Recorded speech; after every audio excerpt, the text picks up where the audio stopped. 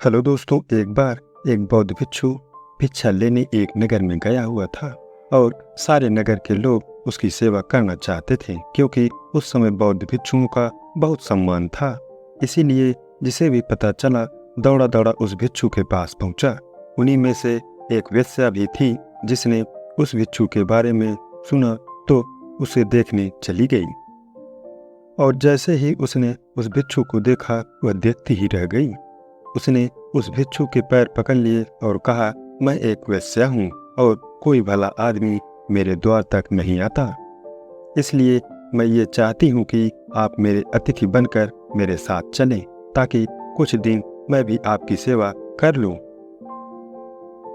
असल में वो वेश्या उस भिक्षु पर आसक्त थी।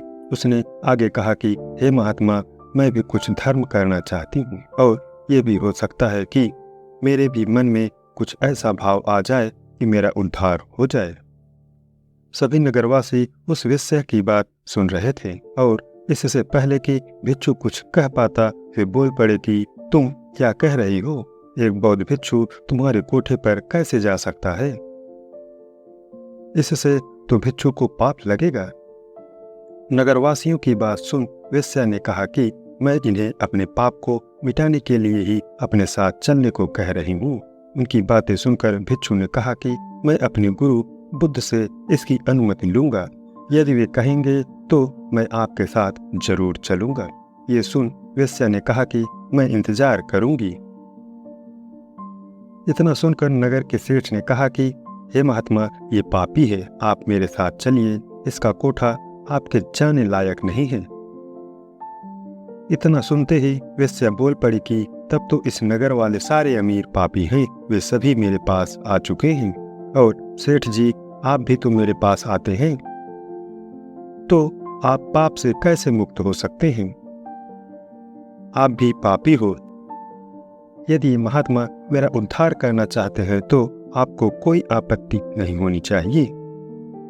नगर का सेठ चुप हो गया और बौद्ध भिक्षु गुरु बुद्ध के पास अनुमति लेने लौट गए। गुरु के पास पहुंचकर उसने अपने साथ हुई घटना के बारे में अपने गुरु को जानकारी दी। गुरु के सभी शिष्य ये बात सुन रहे थे और सोच रहे थे कि गुरु क्या कहेंगे।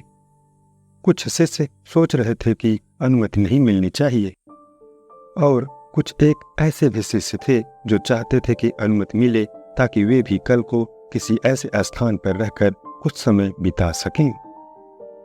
गुरु ने सब कुछ सुनकर कहा, जाओ और उस औरत का भला करो। आज्ञा पाकर भिक्षु लौट गया और कुछ महीने बाद उसी औरत के साथ लौट आया।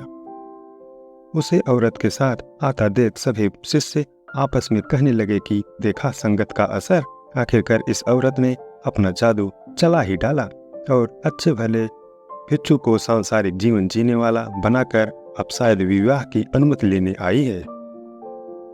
लेकिन गुरु को पता था अपने शिष्य का, इसलिए गुरु उन्हें आता देखकर मुस्कुरा रहे थे। भिक्षु ने अपने गुरु के पैर पकड़े और कहा, हे गुरु जी, मैंने इस औरत का उद्धार कर दिया। अभी ये एकदम शुद्ध आत्मा बन चुकी है, अतः इसे भी अपना शिष्य स्वीकार करें। ये सब सुनकर सभी भिक्षु आश्चर्य में पड़ गए। ये कैसे हुआ? चरित्र तो हमेशा बुरे के साथ रहकर अच्छे का खराब होता है। हमें बचपन में यही सिखाया जाता है कि बुरे के साथ रहकर तुम भी बुरे बन जाओगे। तब गुरु ने कहा कि देखो, इस भिक्षु को जिसने मेरी आशा के अनुरूप कार्य किया, इस औरत के चरित्र को अपने चरित्र जैसा बना दिया, न कि खुद को बदलने दिया। ये ठीक उसी प्रकार है जैसे कमल कीचड़ में रहकर भी कीचड़ जैसा नहीं होता। दोस्तों, यदि आपके अंदर बुरे विचार आते हैं तो अपनी संगत बदल डालिए। अच्छे लोगों के साथ ही आप अपने आप को ढालने की कोशिश करें। जैसे आप बुरे विचारों का स्वागत करते हैं, वैसे ही अच्छे विचारों को भी अंदर आने दें, उनका विरोध न करें।